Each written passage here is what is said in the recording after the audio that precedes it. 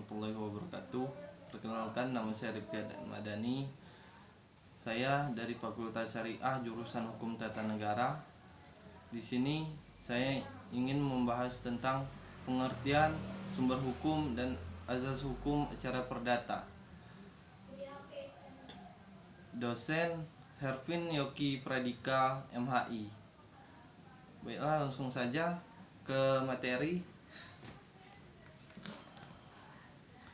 Pengertian hukum acara perdata.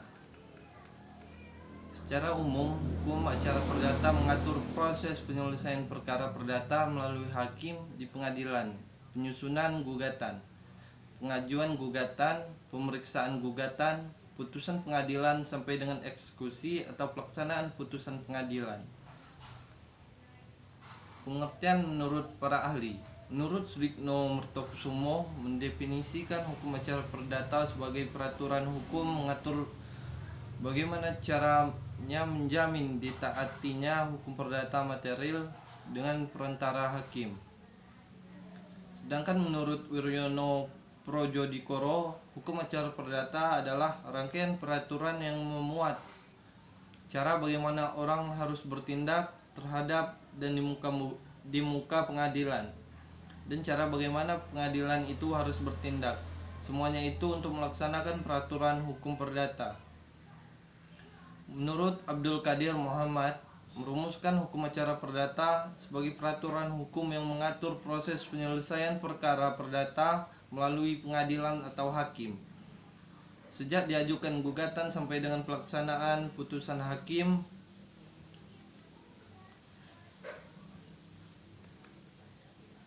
Menurut Retno Wulan S. dan Iskandar O. memberikan pengertian hukum acara perdata sebagai semua kaidah hukum yang menentukan dan mengatur cara bagaimana melaksanakan hak-hak dan kewajiban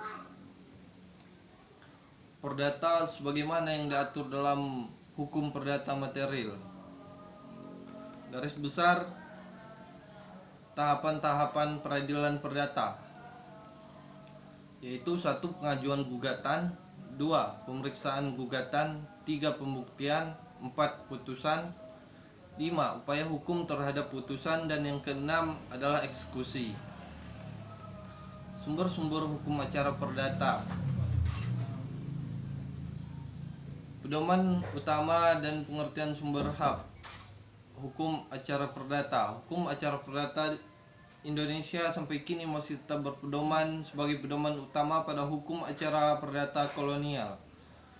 Sumber hukum acara perdata adalah tempat di mana dapat ditemukannya ketentuan-ketentuan hukum acara perdata.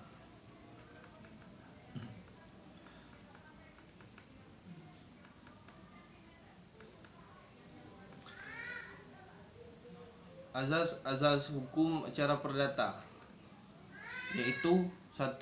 Hakim bersifat menunggu. Azas ini dapat ditemukan pada pasal 10 ayat 1 Undang-Undang Nomor 48 2009 dan pasal 142 RBG atau pasal 118 HIR. Pasal 142 ayat 1 RBG menentukan bahwa gugatan perdata dalam tingkat pertama yang pemeriksaannya menjadi wewenang pengadilan negeri diajukan oleh penggugat atau oleh seorang kuasanya. Pengadilan bersifat menunggu artinya inisiatif pengajuan gugatan berasal dari penggugat. Hakim atau pengadilan hanya menunggu diajukannya tuntutan hak oleh penggugat. Yang mengajukan tuntutan hak adalah pihak yang berkepentingan. Apabila tidak diajukan gugatan atau tuntutan hak, maka tidak ada hakim. Hakim baru bekerja setelah tuntutan diajukan kepadanya. Apabila tuntutan atau perkara diajukan kepadanya, maka pengadilan atau hakim dilarang menolak untuk memeriksa, mengadili, dan memutuskan suatu perkara dengan alasan bahwa hukum tidak ada atau kurang jelas. 2. Hakim bersifat pasif.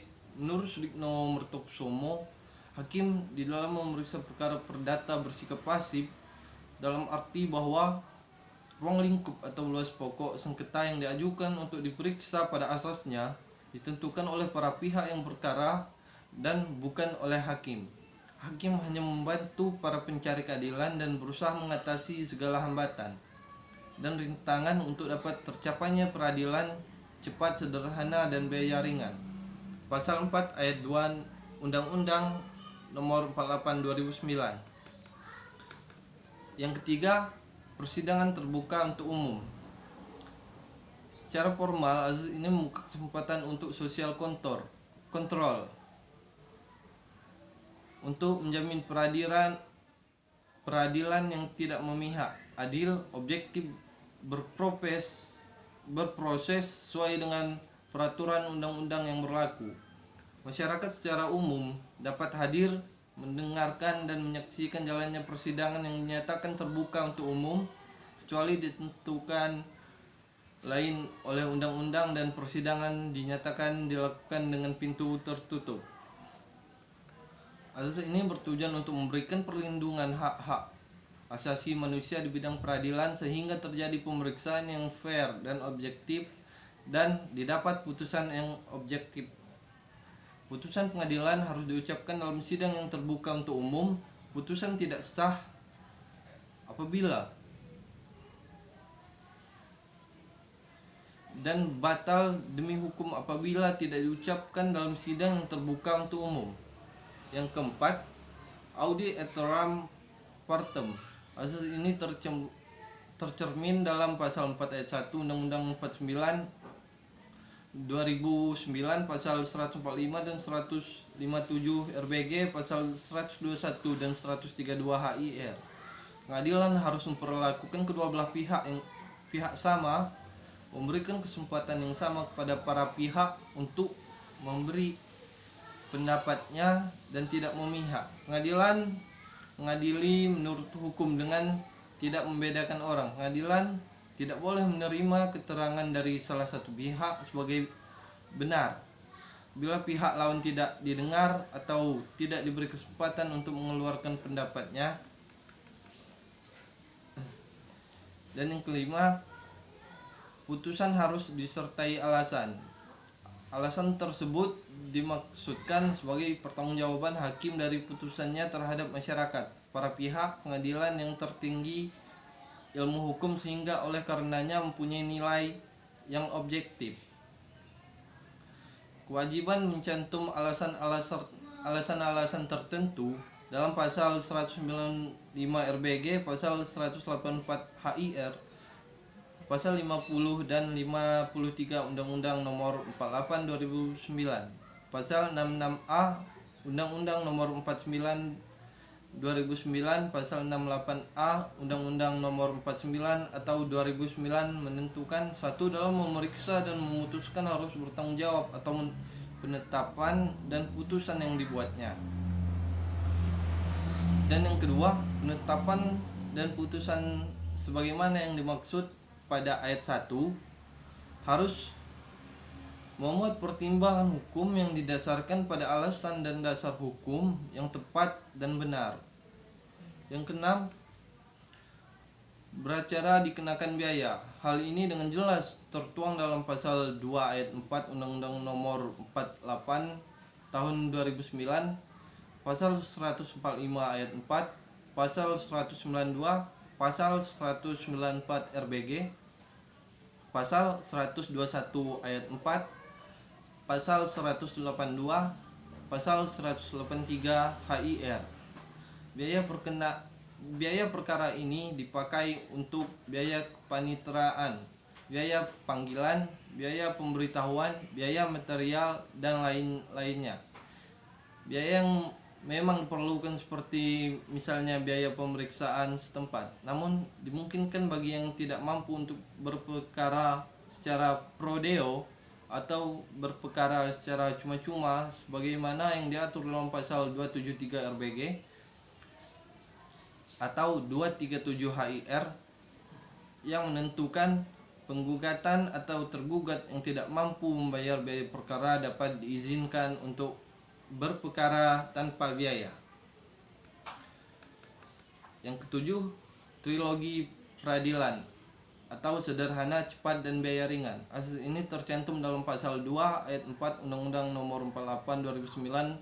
Sarwono menetapkan pada kata sederhana dan cepat. Apabila sederhana dan cepat sudah dapat diterapi melalui tindakan teknis konkret persidangan, maka biaya yang akan dikeluarkan oleh para pihak atau semakin ringan. Yang dimaksud dengan azas sederhana, cepat, dan biaya ringan adalah hakim dalam mengadili suatu perkara harus berusaha semaksimal mungkin untuk menyelesaikan perkara dan tempo yang tidak terlalu lama. Dan yang ke-8, azas bebas dari campur tangan pihak di luar pengadilan. Hakim dituntut sungguh-sungguh mandiri. Hakim mempunyai otonomi yang selalu harus dijaga atau proses peradilan berjalan untuk sasaran peradilan yang objektif, fair, jujur, dan tidak memihak. Hakim tidak boleh berpengaruh oleh hal-hal di luar pengadilan seperti pengaruh uang, pengaruh kekerabatan, pengaruh kekuasaan, dan lain sebagainya. Baiklah, itulah sedikit penjelasan dari saya. Wabillahi taufiq wal hidayah wal ridha wal inayah. Wassalamualaikum warahmatullahi wabarakatuh.